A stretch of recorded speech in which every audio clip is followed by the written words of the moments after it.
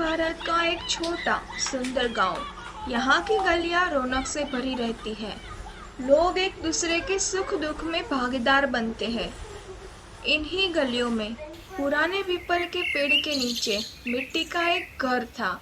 वहाँ रहती थी अम्मा। किसी को उनका असली नाम कमला देवी कभी याद ही नहीं रहा, क्योंकि हर किसी के लिए वे बस अम्मा ही थी। उम्र 80 के पार, सफेद बाल, झुर्रियों भरा चेहरा, आंखों में शांति और दिल में ममता। अपना कोई नहीं था, पर सारे गांव को अपनापन बांटती रहती थी। अम्मा की मुस्कान के पीछे एक सपना पल रहा था। बरसों पहले मन में ठान लिया, एक दिन मैं बच्चों के लिए अपना घर बनाऊंगी। ये सपना उनकी जिंदगी का हिस्सा बन गया था। अम्मा ने जीवन भर दूसरों के खेतों में मजदूरी की, कपड़े सिलाई किए, छोटे छोटे काम भी संभाले। रहने को पुराना घर था, पहनने को साधारण साड़ी थी, लेकिन पैसा जोड़ना भूली नहीं।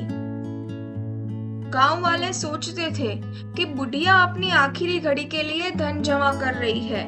फिर एक सुबह खबर फैली, अम्मा ने अपनी जमीन बेच दी है। गांव में चर्चा का बाजार गर्म हो गया। अब बुढ़ापे में कहाँ जाएगी? लेकिन कुछ ही दिन बाद पीपल के पास एक ईंट पत्थर की इमारत खड़ी होने लगी। उस इमारत का नाम था प्रेमधाम। बोर्ड पर लिखा था, हर बच्चे का अपना घर, श्रीमती कमला देवी, अम्मा की ओर से। प्रेमधाम बनते ही अम्मा ने बेसहारा बच्चों को अपनाया। खुद उन्हें खाना खिलाती, कहानियां सुनाती और लोरी गाकर सुलाती।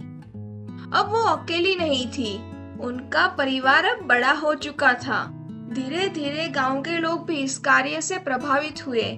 जिन लोगों ने अम्मा का सपना ना समझी माना, वही अब किताबें, कपड़े, दूध लेकर प्रेमधाम आते। अब गांव का माहौल बदल गया, जगह जगह अपनापन दिखने लगा। अम्मा की कहानी ने गांव को सिखा दिया कि बड़े काम करने के लिए न उम्र मायने रखती है, न दौलत मायने रखती है, बस सच्चा इरादा और प्यार चाहिए।